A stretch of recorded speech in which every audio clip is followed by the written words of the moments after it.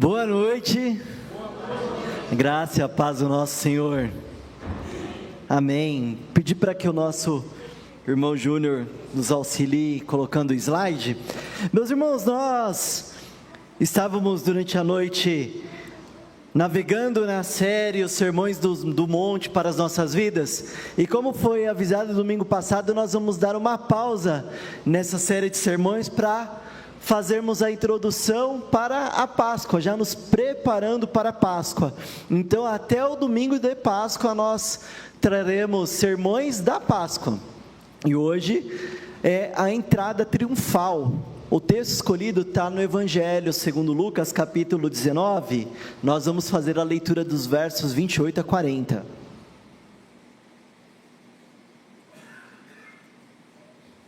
Lucas 19, 28 a 40, peço para que os irmãos acompanhem a leitura.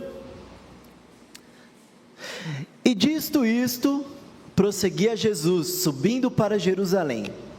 Ora, aconteceu que, ao aproximar-se de Betfagé e de Betânia, junto ao Monte das Oliveiras, enviou 2 de seus discípulos, dizendo-lhes: Ide à aldeia, fronteira ali. Ao entrardes, achareis preso um jumentinho, que jamais homem algum montou. Soltai-o e trazei-o. Se alguém vos perguntar, por que o soltais? Respondereis, assim, porque o Senhor precisa dele.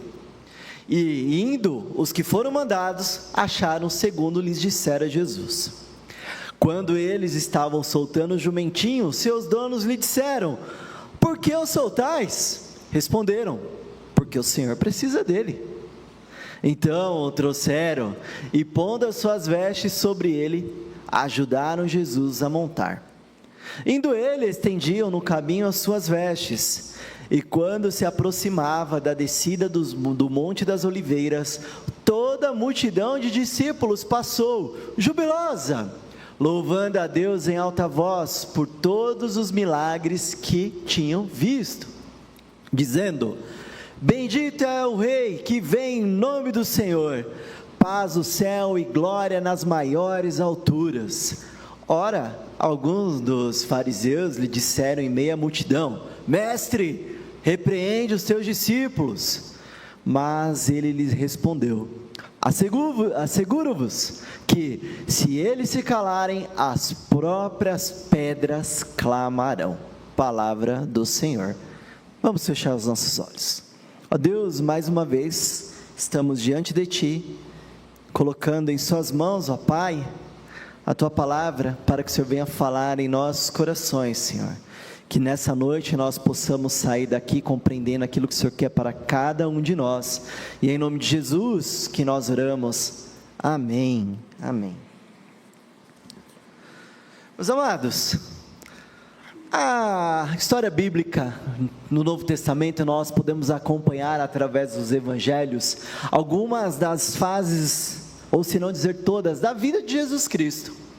E ela é dividida da seguinte maneira: nascimento e infância, o início do ministério de Cristo logo após o seu batismo e o período que ele ficou no deserto, os 40 dias, e foi tentado.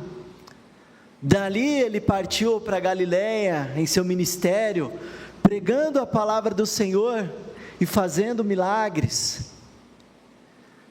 Também temos o período da viagem a Jerusalém, onde, além da continuação dos milagres, da palavra, ele ensinava com muita autoridade e confrontava os seus opositores. Chegando então na Semana da Paixão, compreendida entre o período da entrada na cidade até a sua crucificação e a sua ressurreição. Quando nós estamos no culto da manhã, aqueles que têm a oportunidade de participar, até mesmo assistir o culto que é transmitido no YouTube, o reverendo Carlos ele tem exposto os milagres de Jesus através da visão do evangelista João, ou seja, esse período entre as viagens ali da Galiléia até as viagens de Jerusalém. E como nós estamos chegando agora no período da Páscoa, nós estamos dando um pequeno salto, já chegando então no finalzinho do seu ministério, um período em que inicia aquela pré-crucificação, um período um pouco anterior à sua crucificação.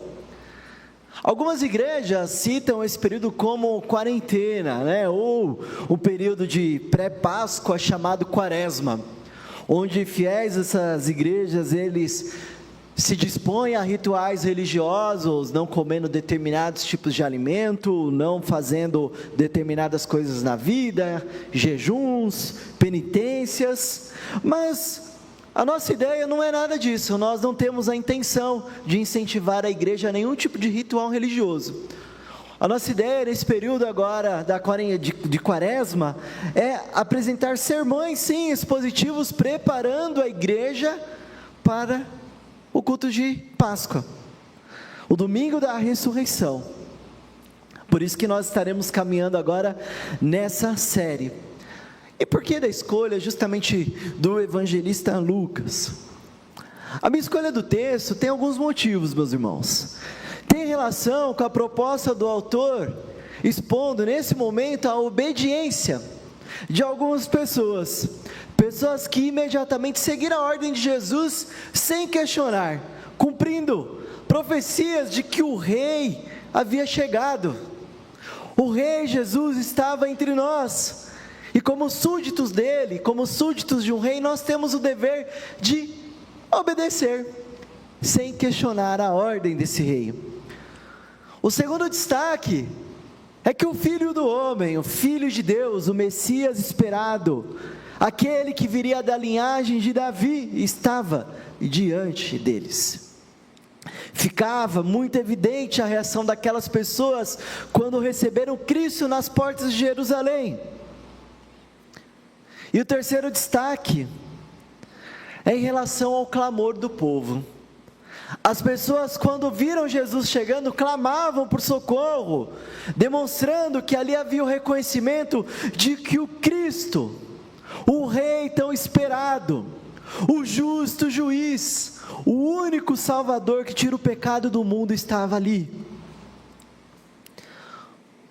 Então o texto ele vem nos apresentar a chegada do grande Rei, a chegada do verdadeiro Rei, que apesar de naquele momento ser recebido com muitas honrarias, logo mais ele estaria sendo crucificado, estaria entregando a vida dele por aqueles pecadores e por cada um de nós, cada um dos seus filhos.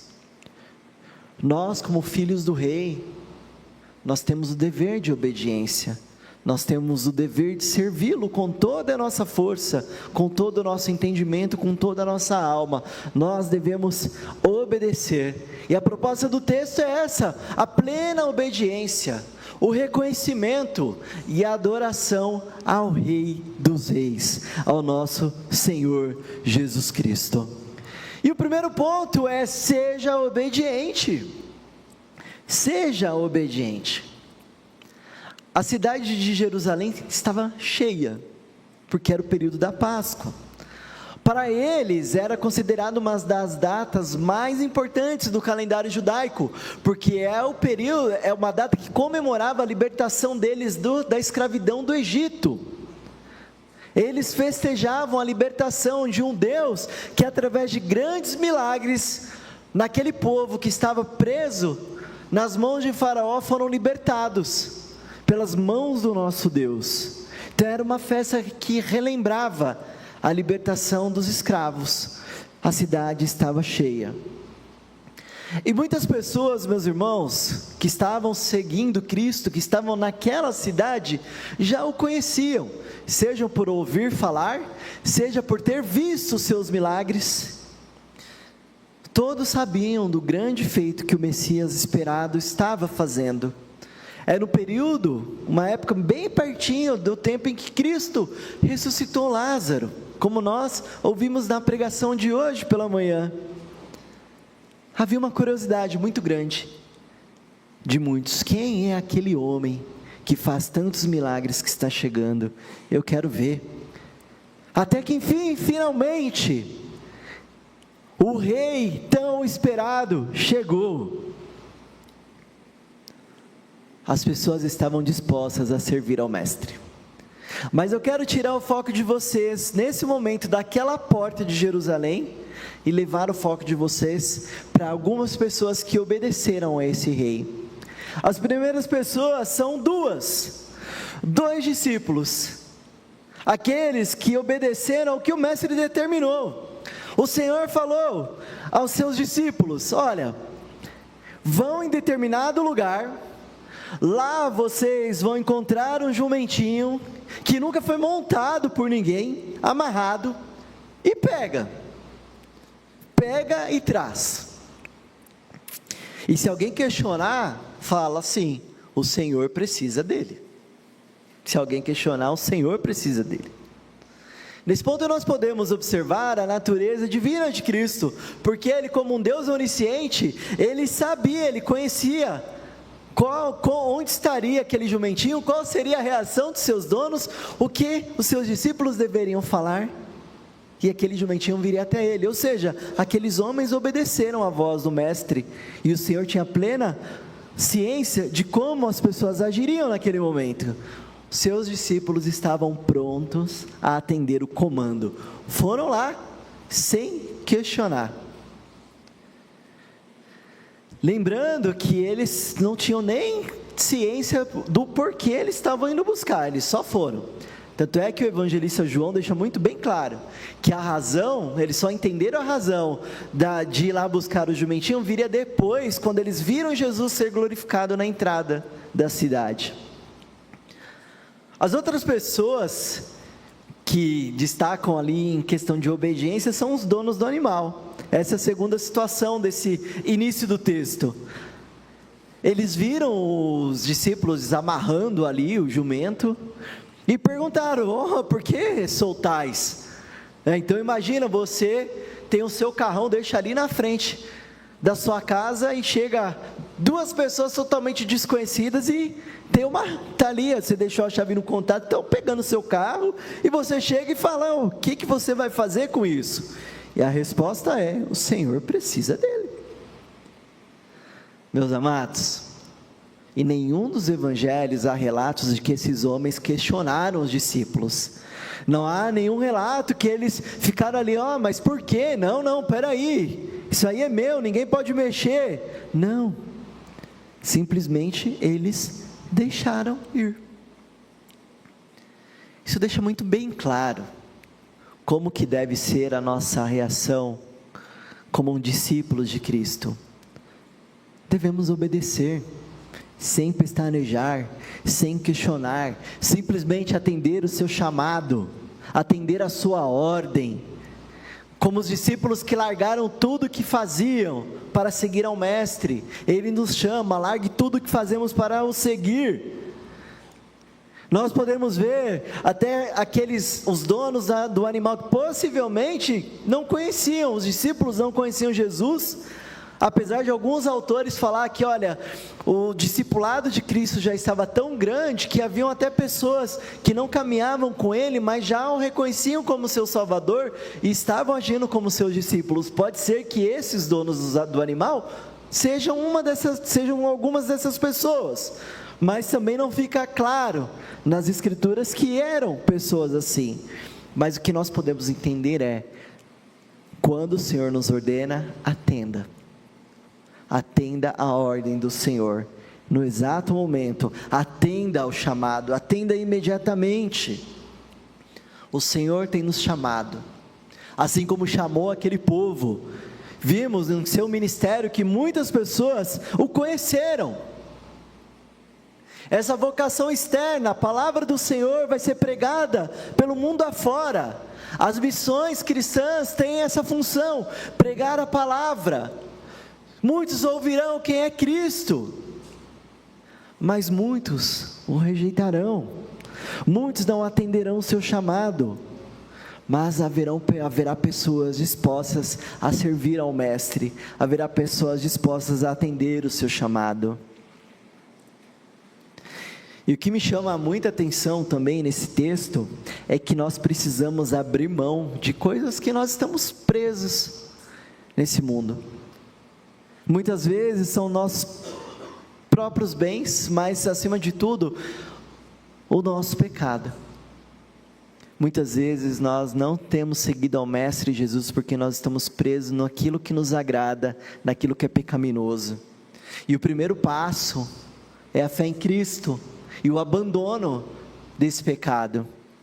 É o arrependimento para a vida, entendendo quão sujo é o pecado, quão vergonhoso é o pecado, quanto isso faz mal para as nossas vidas, e nós devemos nos entristecer, ter ódio do pecado, largar isso para seguir o Mestre Jesus. Devemos entender que isso é perverso, o mundo está caído, nós devemos nos converter ao Evangelho e viver uma nova vida com Cristo. Devemos ter a fé verdadeira, a fé que salva, a fé no Cristo encarnado, o único e suficiente Salvador, aquele que morreu, mas ressuscitou por nós. O outro passo, meus irmãos, é desapegarmos dos nossos ídolos. Um ídolo pode ser qualquer coisa que coloque à frente de Deus, pode ser os nossos bens, pode ser a nossa família, pode ser os nossos gostos, aquilo que eu acho que é bom para mim, que está acima do próprio Deus. Muitas vezes o ídolo é o seu dinheiro. Sabemos que o Senhor nos abençoa com bens, com dinheiro, com uma casa confortável, com carro do ano, mas nós devemos entender que nada disso é nosso, tudo é de Deus, nós somos apenas mordomos, nós cuidamos daquilo que Ele nos dá desse mundo, nós cuidamos apenas, nós devemos entender que tudo isso deve ser servido para o reino de Deus, tudo isso deve ser servido para a obra de Cristo. Muitas vezes nós temos que abrir mão da nossa segurança, e a segurança que eu falo é justamente, olha, se eu perder esse emprego, no que eu faço da minha vida? Se eu perder um filho, se eu perder um marido, uma mulher, o que eu faço da minha vida? Sua segurança está nisso? Não, a nossa segurança está em Cristo. Por mais que seja doloroso, triste, sofrido, eu estar desempregado, a morte levar alguém que eu amo, eu não posso deixar a minha vida presa nisso, porque a minha vida é de Cristo, Ele tem cuidado de mim em qualquer situação, Ele é o dono de todas as coisas, toda a nossa vida está debaixo da sua soberania e da sua própria vontade. Aquele jumentinho com certeza tinha muito valor, possivelmente era um animal novo, já que nunca foi montado, um animal arisco, ainda precisava ser domado, adestrado, mas para aquela época era algo de valor, era algo que trazia segurança para a família, como para força de trabalho, para negócios, lembrando até que o 10º mandamento, quando fala para não cobiçar, ele até fala para não cobiçar o jumento do seu próximo, significa que era algo que era valor, tinha um valor para uma família, e a família simplesmente se dispôs para atender à ordem de Deus. É um belo contraste entre o jovem rico, aquele jovem que uma vez chegou em Cristo e falou, olha, eu guardo os mandamentos, eu faço tudo conforme a lei, e o que eu faço agora? Aí Jesus fala, abandona tudo, dá aos pobres e me siga, vende tudo, dá aos pobres e me siga. E aquele homem saiu triste, porque ele estava preso no que era seguro para ele, e a segurança maior estava diante dele, o próprio Cristo, e ele deu as costas. Meus amados, vocês estão prontos para servir ao Mestre? Vocês estão prontos para abrir mão de coisas que o pecado tem oferecido para vocês? Vocês estão prontos para abrir mão de seguranças da sua vida, para servir ao Mestre Jesus? Servir com total amor, com total obediência. Nós estamos diante do Rei, o Rei dos reis, o Senhor dos senhores. Portanto, adorem ao Rei, adorem ao Rei.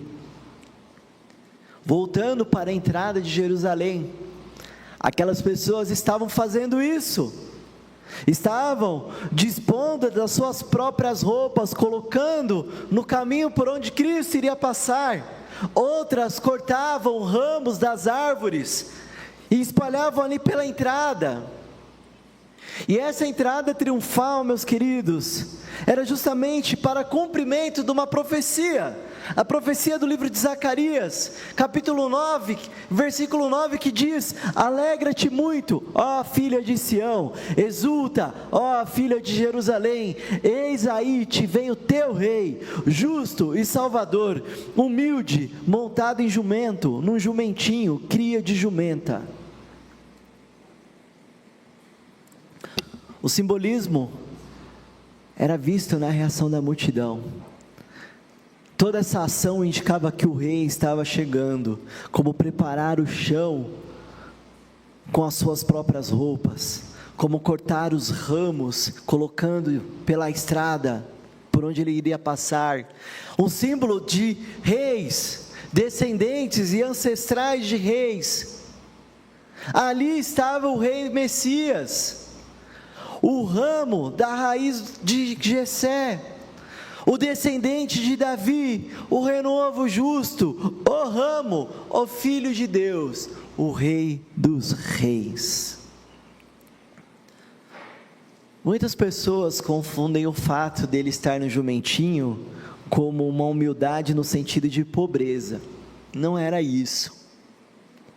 A humildade de Cristo era que ele estava ali para trazer a paz.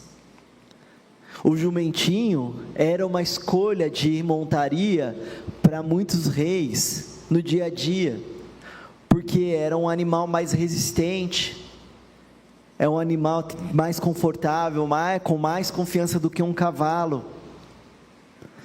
O cavalo normalmente ele era usado em momentos de batalhas, em momentos de conflitos, mas o jumentinho ele era usado em momentos de paz. A humildade de Cristo estava exposta naquele momento como um rei que viria para trazer a paz. Não um rei de guerra, um rei manso, o príncipe da paz. Essa montaria expunha essa mansidão. Não era um animal associado a rigores de guerra, mas um animal associado à paz. Jesus não estava vindo para derrubar o Império Romano, Jesus não estava vindo ali para destituir César do seu trono, nem Caifás. Jesus viria para destruir as forças de Satanás, para estabelecer o reino de Deus, um reino de paz, e não uma paz temporária, mas uma paz eterna. É o Rei da paz. Jesus inaugurou o reino de Deus nesse mundo. Os milagres que ele fez, a ressurreição de pessoas, expulsar demônios, cura de enfermidades, seu controle sobre a natureza, são provas claras de que o reino de Deus está entre nós, inaugurado através da pessoa de Jesus Cristo. O próprio Deus se fez como um de nós. Mas muitos vão ainda questionar: Fábio, mas se então Cristo é o Rei da paz, aquele que inaugurou o reino de Deus, por que que nós ainda temos guerras? Por que que tem gente doente? Por que que tem terremoto? Por que que tem cristão perseguido? Por que que essa semana decapitaram um monte de cristão? Jesus não poderia ter acabado com tudo isso, já que ele é o príncipe da paz? Meus amados, nós estamos no período do já.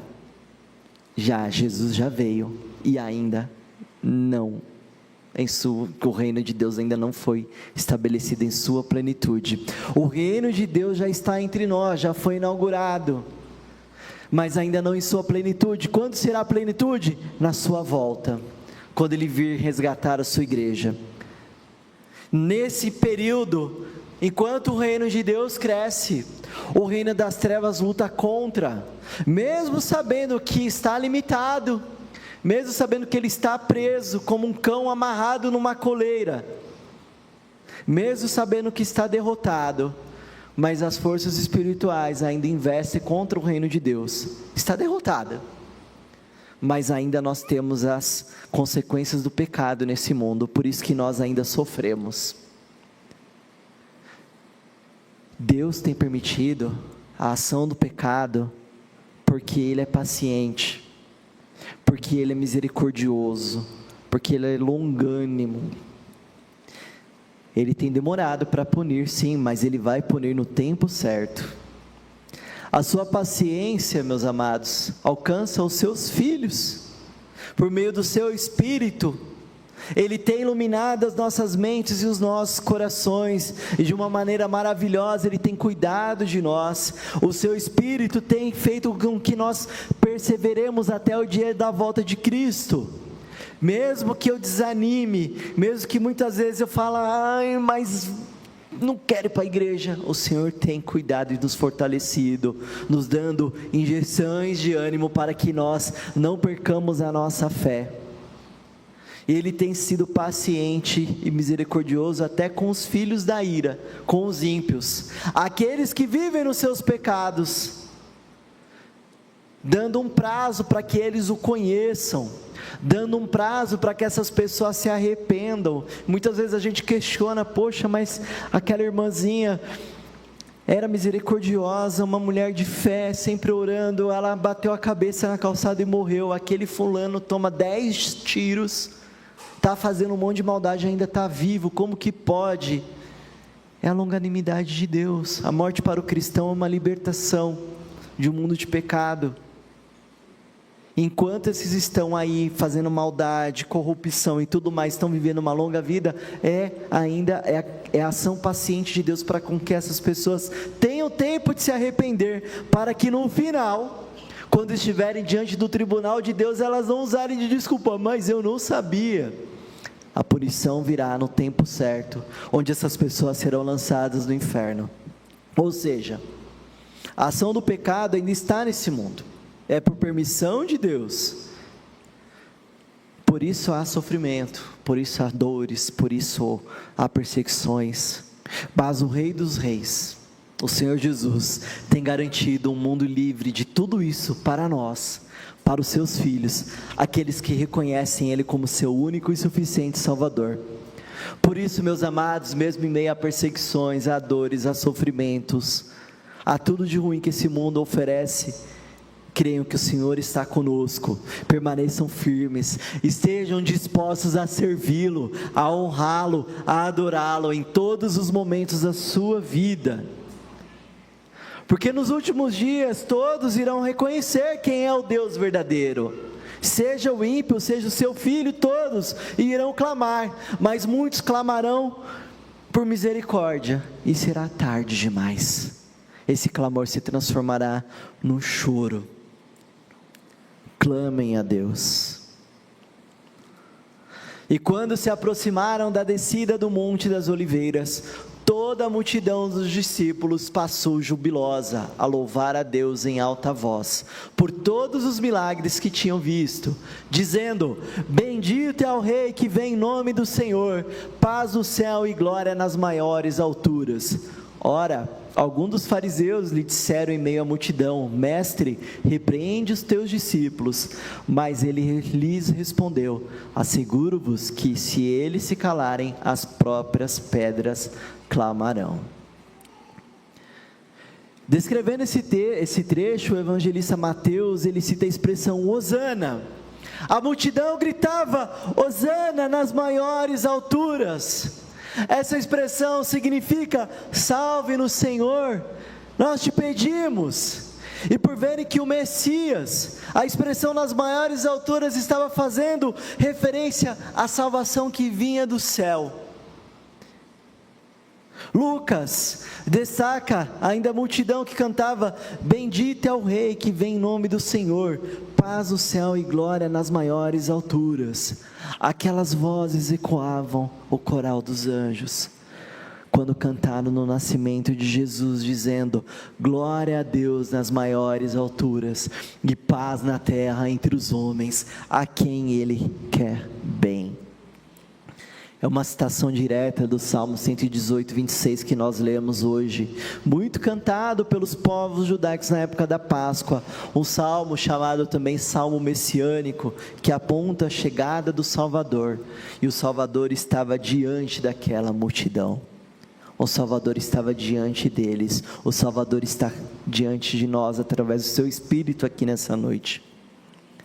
A multidão esperava o rei estava diante deles, a multidão esperava alguém que acabaria com o reinado de Roma.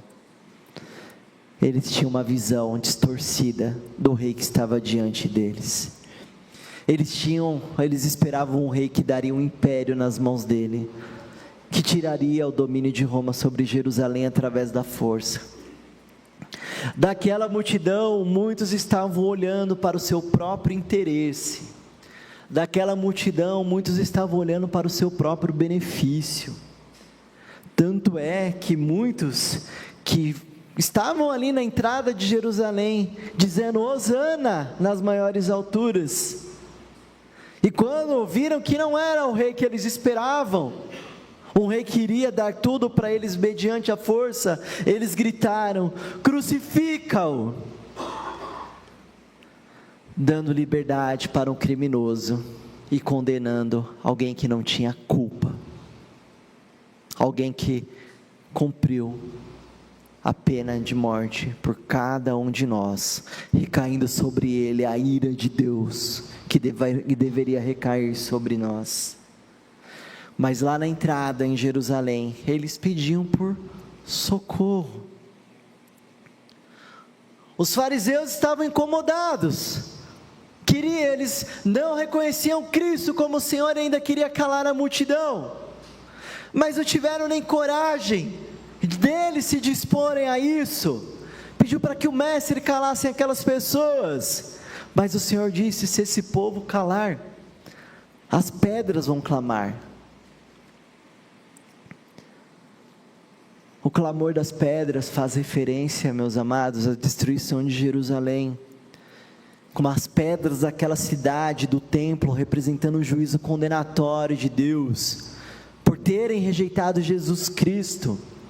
Jesus estava profetizando que o juízo viria para aqueles que o rejeitariam. O juízo virá para aqueles que estão rejeitando Jesus Cristo. Assim como aquela multidão, muitos de nós temos rejeitado Jesus. Muitos de nós estamos buscando Jesus para o nosso próprio agrado, para o nosso próprio interesse, buscando um Cristo diferente do que realmente Ele é. Um Deus moldado ao meu gosto. Eu tenho uma ilustração dos 3 potinhos, eu gosto dessa ilustração. Eu falo que as pessoas hoje estão guardando Deus no pote. Então eu tenho o dia da minha vida que eu vou pegar o Deus do amor. E aí eu tomo um gole daquele Deus do amor. Amanhã é o Deus da força, né? Eu preciso de força. Vamos lá tomar um gole daquele Deus da força. E até às vezes quando eu estou com raiva de alguém, não, Deus do juízo, Deus vai recair juízo sobre você, como se Deus se amoldasse ao meu interesse, como se Deus estivesse ali pronto para atender a todos os meus pedidos. Temos achado que Ele, por ser um Deus de amor, é um Deus que não pune o pecado. Mas nós temos esquecido que Ele é um Deus de amor, sim, mas Ele é um Deus de justiça. Um Deus santo e justo vai punir o pecador. Ele não pode deixar passar batido o pecado, não pode deixar passar ileso. As igrejas têm enchido, meus irmãos, com palavras que trazem Deus do potinho. Querem trazer palavras que agradam o coração do homem, que adianta eu ter um templo lotado com 3.000, 5.000 pessoas, ter que fazer 5 cultos no dia, se o que tem pregado ali não tem trazido efeito para aquelas pessoas, tem levado elas para o inferno? Não tem pregação de arrependimento, não tem a pregação da cruz, não tem pregação de que Cristo é Rei, de que você deve abandonar o seu pecado para segui-lo, de que você tem que mudar a sua vida para servir ao Mestre. O que estava acontecendo com aquela multidão na porta de Jerusalém era isso: estava clamando um rei diferente, eles estavam procurando alguém que não estava ali. É um modo de rejeição de Cristo. Estavam moldando Cristo de acordo com os seus corações, eles estavam rejeitando ao Mestre. Como que você tem buscado o seu Deus? Como que você tem buscado Cristo? Como seu único e suficiente Salvador? Você tem vivido uma vida de arrependimento e buscado santidade, a maneira que Deus espera de você? Ou você tem buscado um Deus que atende os seus desejos como um gênio da lâmpada mágica? Lembre-se que o clamor também é um choro. O clamor é um choro. Sabemos que um dia muitos não, todos estarão diante do tribunal de Deus, mas muitos naquele momento clamarão por Ele, mas Ele dirá: apartai-vos de mim, malditos, para o fogo eterno, preparado para o diabo e os seus anjos. Palavras duras, mas o Senhor tem dado a oportunidade para cada um de nós de se arrepender. Se você está aqui essa noite, meu irmão, minha irmã, tem um grande motivo, e o Senhor está dizendo: arrependa-se, entregue a sua vida, mude a sua vida, sirva ao Rei. Não espere para que um dia você não esteja diante do tribunal do Senhor e ouça essas palavras pesadas. Não haverá uma segunda chance. Quero concluir, meus amados, a mensagem desta noite, trazendo mais dois versículos do capítulo 19, 41 e 42. Quando ia chegando, vendo a cidade, chorou e dizia: ah, se conheceras por ti mesma, ainda hoje o que é devido à paz, mas isso está agora oculto aos seus olhos. A cidade de Jerusalém, ela chegou a ser conhecida como centro religioso, como centro econômico, como centro político, um lugar de paz aos olhos dos homens. Mas Cristo está vendo ali um lugar de destruição, uma cidade condenada à morte, uma morte horrível, porque o seu povo estava vivendo em desobediência, as pessoas estavam rejeitando a Ele. E em lágrimas o Mestre olha para aquela cidade e não encontra mais a paz naquele lugar.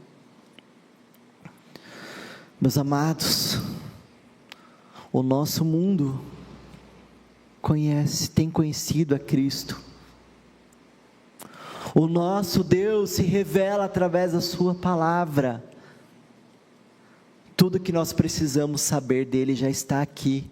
Não preciso de ninguém fazendo profecias, de ninguém falando: olha, Deus mandou isso para a sua vida e que não está aqui.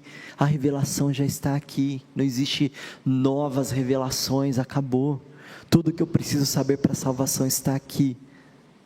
Mas nós ainda temos encontrado pessoas que acham que Deus tem que ser do jeito delas, que o culto tem que ser do meu jeito. O culto tem que ser do jeito bíblico. Não é do meu jeito, é do jeito que a palavra nos fala. Tem pessoas que têm rejeitado a seguir ao Mestre.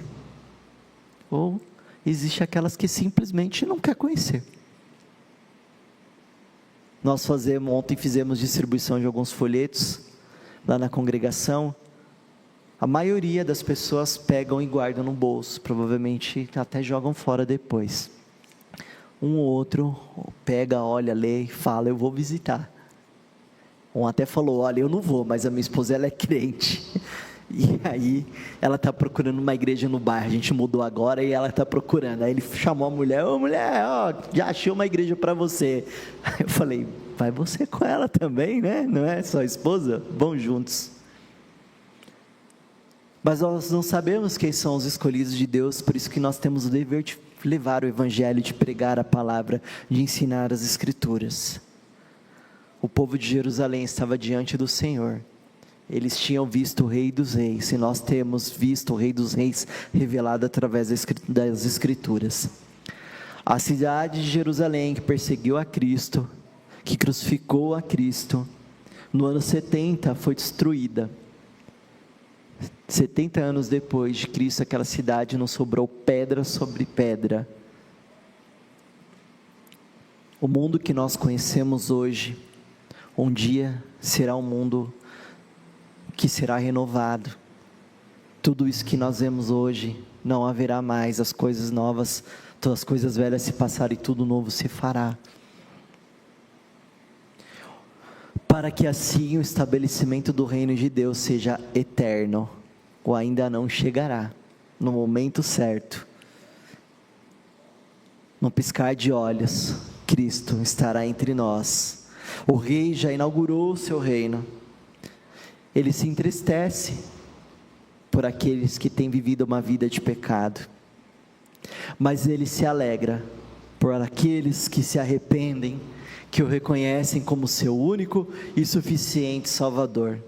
E um dia esse rei voltará com poder e majestade para estabelecer o reino de uma vez por todas, um reino de paz, um reino de alegria, um reino de luz, destruindo de uma vez por todas o reino das trevas. Será um momento de muita alegria para nós, um momento onde nós nos encontraremos nos ares com o nosso Senhor, juntamente com aqueles salvos pela cruz, o momento que aqueles que já se foram e que estão em Cristo ressuscitarão, mas também será um momento em que aqueles que não estão em Cristo ressuscitarão para serem julgados, para serem condenados.